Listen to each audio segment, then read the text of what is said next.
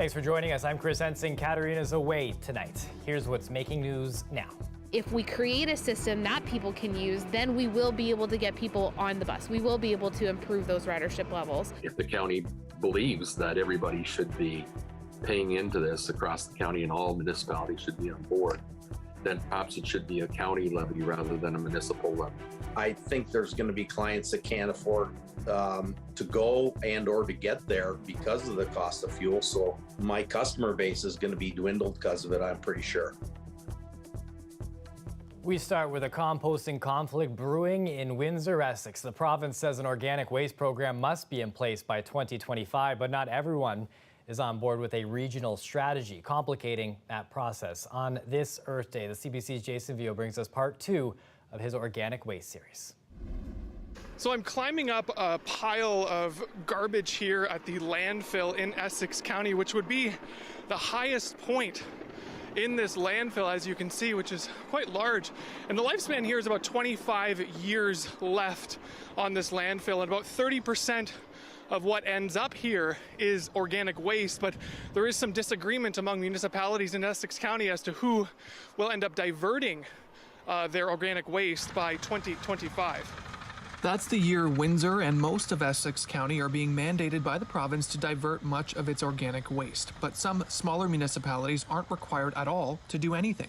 What's really important here is that you can't piecemeal participation. You can't have somebody at 100%, somebody at 50%, and somebody not involved. Because we all share one landfill, and you can't just say, I'm going to divert certain municipalities from participating in it, and others can still put their organics into the landfill. Essex County Warden and Tecumseh Mayor Gary McNamara says County Council voted last month on this issue, and the majority agreed they should all be all in. We can't be looking like we're really serious about climate change and about preserving the landfill if we're actually not going to do it. He says early estimates showed it could cost up to $300 million to get a regional organic waste program up and running, plus another $6 to $8 million annually to operate it. And these big numbers are why the mayor of Essex says his town won't be participating right away. About dollars and cents. We're being forced to do something that we can't afford to do. Malash says they've been asked to contribute up to $500,000 and then more on an ongoing basis. You've got these communities out there who are forced to being in a situation where they have to come up with a solution. So it's easy for them to say, well, you guys should have to be in the same situation as us, but we're not. And to be honest with you, if we could afford to do it at this point in time, my guess is that we probably would move forward and participate in the program. At minimum, the province says Windsor needs to divert 70% of its organic waste from the landfill by 2025, while the target for Leamington, Tecumseh, Amherstburg, and LaSalle is 50%. Lakeshore isn't required to divert its organic waste, but says it'll join the regional plan. It's Kingsville and Essex that say the cost is just too high when they're not required to do it. You might see Essex moving forward with a notice of motion asking that if the county is going to force all municipalities to be a part of this, that it be against the county levy rather than the lower tier municipality level. Even though there's a bit of conflict now, there's talk the province will ban all organics from the landfill in the future, forcing everyone to take action sooner or later. Jason Vio, CBC News, Windsor. Very much on top of that story. You can find more on our website, cbc.ca/Windsor. If you think the prices for gassing up a vehicle is high, a bargain compared to filling up a boat. Dale Molnar on fuel costs that give some boaters a sinking feeling. My customer base is going to be dwindled because of it, I'm pretty sure. Boating season is about to kick off, and Paul Powis has his eye on gas prices. He runs J&P Fishing Charters out of Erio.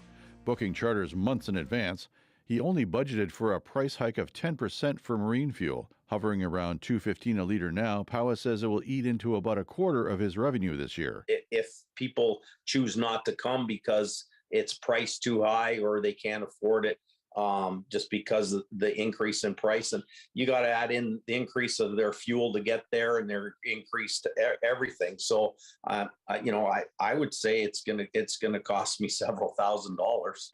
It cost about $1,000 to fill up a boat like this last year. That was when marine fuel was selling for about $1.40 a liter. It might not be a problem for people who can afford luxury vessels, but for the people with boats like the one Jim Atkinson used to own, it will likely change their habits. I think people will probably use their boats a bit less, so I think a lot of the trips will be curtailed this year. Where's the North Channel? The North Channel is the part between Manitoulin and the coast north of Lake Huron. How much would it cost to go up there, do you think? Probably about there and back, maybe $3,000, $3,500. Tracy Barakoff bought Jim Atkinson's boat this year. She has always practiced frugal habits and expects that will be more important this year than ever. We turn our motor off and float. We'll maybe just go for dinner at a restaurant. But if we go for the day, it'll be dropping our anchor and pretty much staying put for the day. So our boating won't change, but I'm sure a lot of other people will. Marine fuel costs more because boats need premium gas.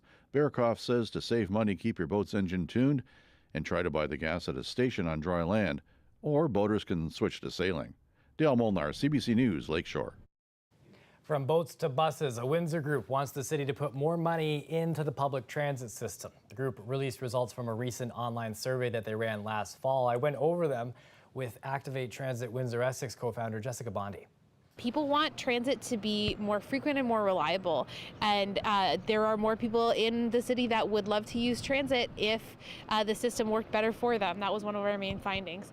We also found that there's a bit of a gender gap, so women find it more difficult to access transit.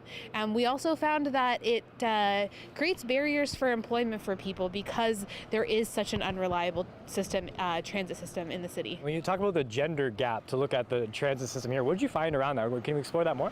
Well, what we found is just like a general consensus from from women that the transit system, they do find it more difficult to use compared to men. And what we found really reflective in the comments of the survey is just how many women were commenting on, when we come back to access to a job or being able to get from point A to point B to point C. They were just finding it more difficult to access. When we look at the Windsor Transit Service, over the last couple of years, especially during the pandemic, it's gone through its ups, its downs, still not returned to full service. What are people expecting from their public transit system here in Windsor when it comes to the availability, the frequency, and the costs? Well, I think what we expect is that we expect the decision makers to start making significant investments into improving our transit system. And that's really the overall consensus from this is, we've been on sort of a spending hiatus for transit long enough. Now is the time to make these investments, especially when you have the price of oil going up so much and it's so unpredictable. People want to be able to, climate change is another big pusher for public transit. There's nothing more green than being able to leave your car behind completely a couple days a week. And so they want that public transit system that works better for them. We turn now to the latest on COVID-19 in our region. Today, 3 more deaths connected with the virus were reported. According to the local health authority, those who died were 2 men and a woman in their 80s, all residents of long-term care or retirement homes. Now, it says Windsor Essex is seeing on average between 2 to 4 deaths a week, 62 people in hospital with COVID-19 today. 2 patients are in intensive care. And we're learning more tonight about the impact of long COVID. Public Health Ontario has come out with a report that suggests long-term funding will be needed to help those struggling with the condition. Ali Chiasson has the story. These days, among a vaccinated population with the freedom to dine, shop, and gather as you please, COVID researchers warn you shouldn't just consider your risk of getting COVID, but think beyond that. Even if they're not concerned about not being so sick enough that they need to be in the ICU, they need to think about there's a chance of getting long COVID. While a standardized definition is yet to be developed, if you have persistent symptoms for at least 3 months after an initial infection, you may have long COVID. Or post-acute COVID-19 syndrome, as Public Health Ontario refers to it in their recent study findings. Research shows most commonly reported physical symptoms are fatigue, shortness of breath, and mentally, people are experiencing anxiety and depression and memory impairments, all of which add up to a negative impact on quality of life. So in general, people who have more symptoms and are sicker at the beginning will have a higher risk of long COVID. Dr. Angela Chung is a research lead of the Canadian COVID-19 cohort study looking at the long-term outcomes. 2+ years into the pandemic, they've learned a lot. We know that those who have had vaccination are less likely to get long COVID. Some of the COVID long haulers who are really struggling were among the first to be infected before vaccines were widely available. We even have patients that are 2 years out and they still have symptoms. And COVID is not over. As more people catch it, more people will develop some form of long COVID. That would mean more than 364,000 patients with post-COVID condition across Canada. That's going to affect the healthcare system because they require care, and it's going to impact on the workforce and our economy. So she says investment is needed, and so is continued research into whether different variants bring on different symptoms, the impact of vaccination status, and eventual impact on the healthcare system. Ali Chiasson, CBC News, Toronto.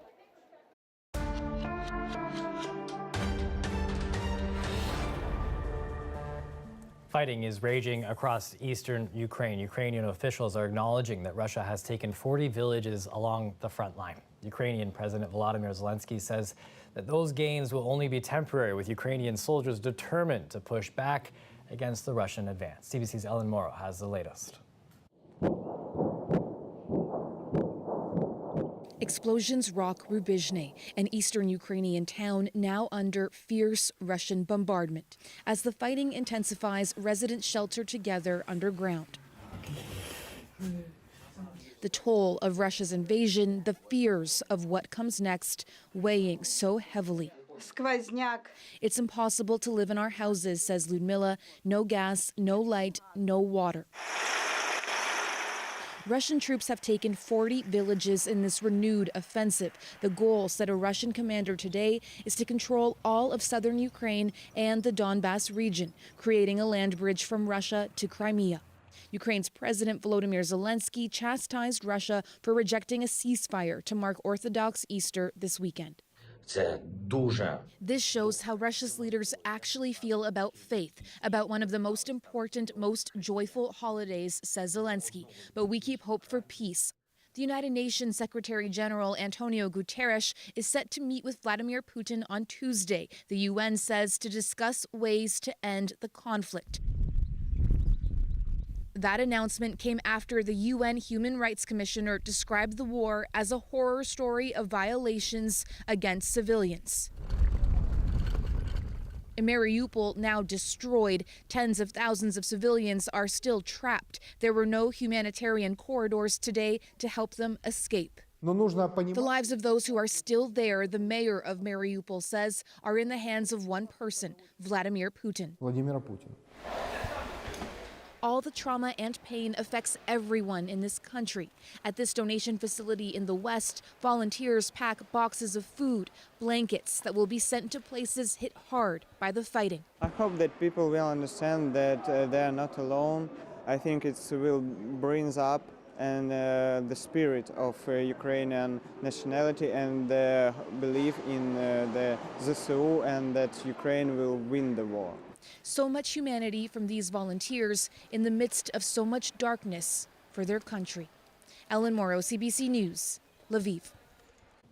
It's a demand that was spelled out by the Truth and Reconciliation Commission in 2015, but Indigenous families say they still can't register their child's traditional name if it has special characters that are not officially recognized. While some governments have committed to amend that, parents say promise change. It's taken too long. Belle Perry has more.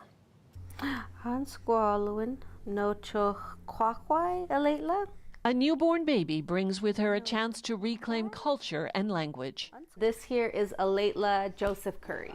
Aletla means raspberry or wild raspberry in Skhopmishnechim, which is one of her ancestral languages. But it's not the language of BC Vital Statistics. The name was rejected because the province only recognizes Latin alphabet letters, standard French accents, apostrophes, hyphens, and periods. No numbers. The suggestions were to spell her name incorrectly or to give her an English name.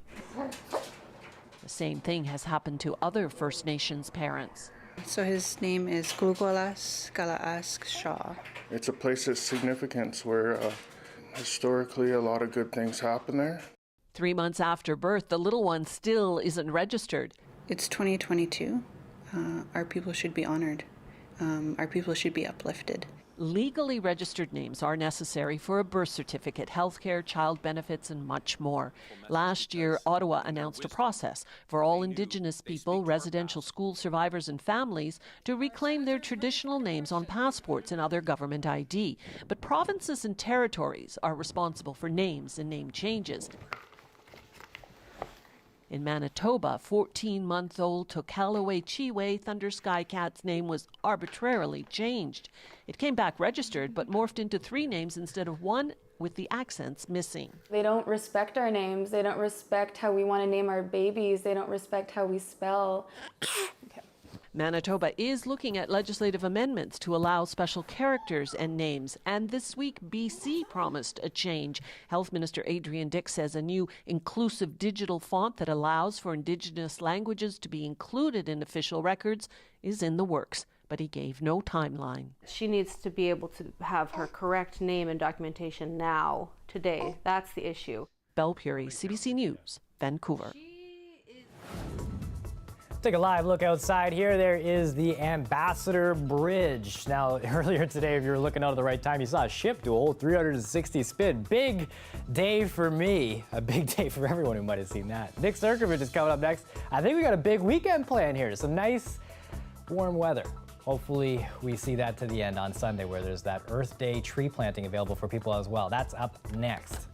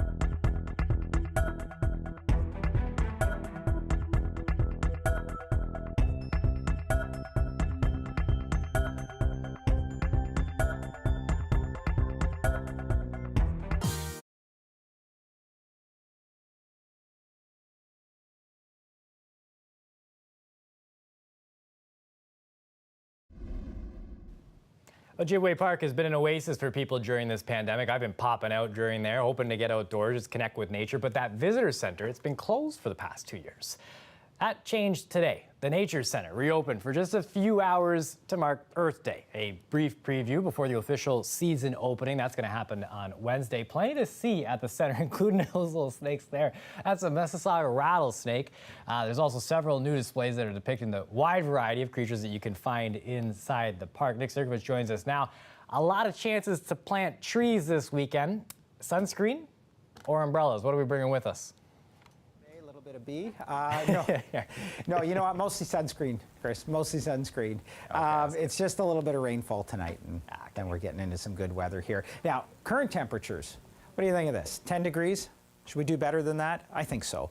10 degrees is where we're sitting right now in the Windsor area. It is getting warmer, actually significantly warmer heading into the weekend. There are some rain showers, though, just on the doorstep pushing across lower Michigan. This will be the story into the evening. So, yeah, you will need the umbrella, rather, tonight if you're heading out. We've got showers in the forecast here.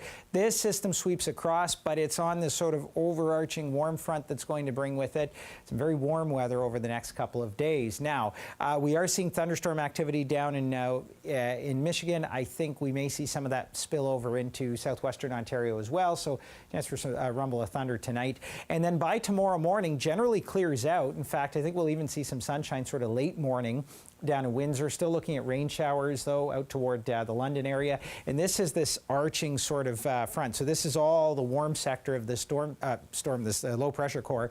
And as it moves across, this is where we get into some of that really mild weather, and that's going to stick around into Sunday as well. So some warm temperatures in play. This takes us through till Sunday morning. Sunday afternoon, a little bit of cloud cover, the risk for late day spotty showers, but generally Saturday and Sunday staying pretty dry. This model here, not showing much in the way of rainfall. The asterisk, though, to that is that if we're seeing thunderstorms that spill across locally, lots more rainfall than that. But that's the sort of the broad rainfall forecast. Down in southwestern Ontario tonight, again, we've got those rain showers, temperatures around 6-7 degrees. The risk for a rumble of thunder as well as we move through tonight. And then as this front pushes across, we've got warm weather in the forecast, and it is downright warm. 24 degrees tomorrow, clearing out. Again, this makes it look rainy, but it actually is going to clear out by the morning. And then Sunday, a mix of sun and cloud, 26 degrees. Risk for sort of late day showers. Cools off a little bit into next week. But man, just in time for the weekend, 20s, mid-20s. Chris, how's that for planting trees? That's the idea. You just want a little bit of that warmth just to taste it, get back at work on Monday, do it all over again. Exactly. This is the joy, man. Enjoy your weekend, buddy. Hey, you too. Coming up next, we are going to hear from members of the Indigenous community talking about the importance of water after an online discussion. That's next.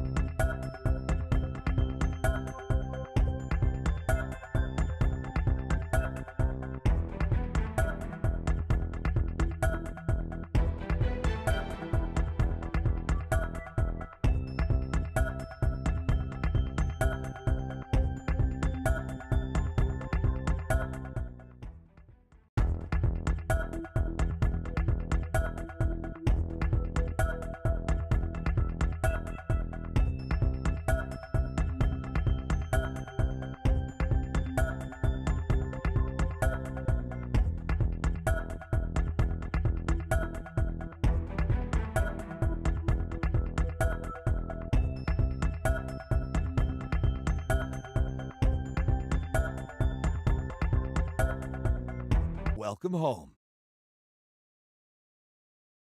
Indigenous scholars and elders in Windsor talked about the need for water protection today, sharing their relationships with water and more about the boil water advisories that have persisted here in Canada. My oceans are poisoned. My rivers are lost. I am Mother.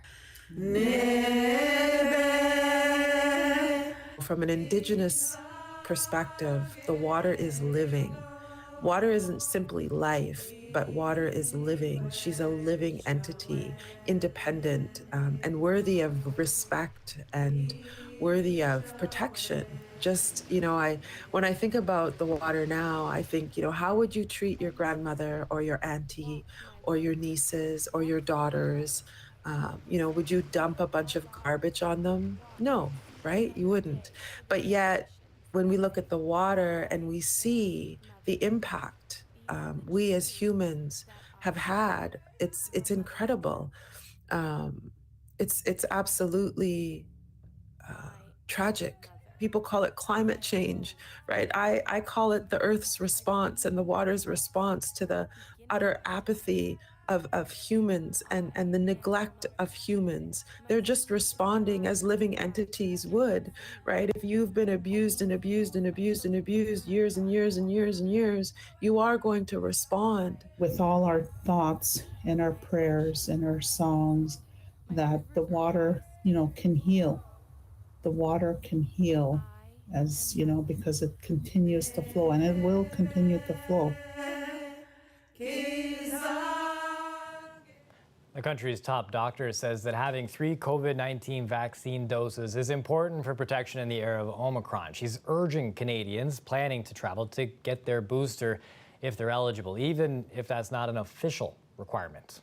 Whether you require or not, that's a different policy decision and analysis. But any traveler, before you go traveling overseas or even across Canada, please go and get boosters. That's going to really help protect you, but also others around you. Health officials say current vaccination data shows a gap in coverage of recommended doses and that they are seeing higher rates for a 4th dose than for a 3rd. But on a positive note, early signs are pointing to infections nearing a peak in some jurisdictions. If you're on a low sodium diet and you miss your salty foods, some researchers in Japan, they got a solution for you, but you'll have to know how to use some chopsticks. Those chopsticks use a weak electrical current to stimulate sodium ions in the food. Now that enhances the salty flavor without increasing the actual amount of salt. The chopsticks, they connect to a mini computer that the diner then wears on their wrist. In clinical trials, people say food tasted up to 1.5 times saltier, and they really are. That's it for CBC Windsor News. Don't forget, for news anytime, you can go to our website, cbc.ca/Windsor. We're on social media too. Find us on Facebook, Instagram, and Twitter. The Rick Mercer Report is up next. Thanks for watching. Have yourselves a great weekend.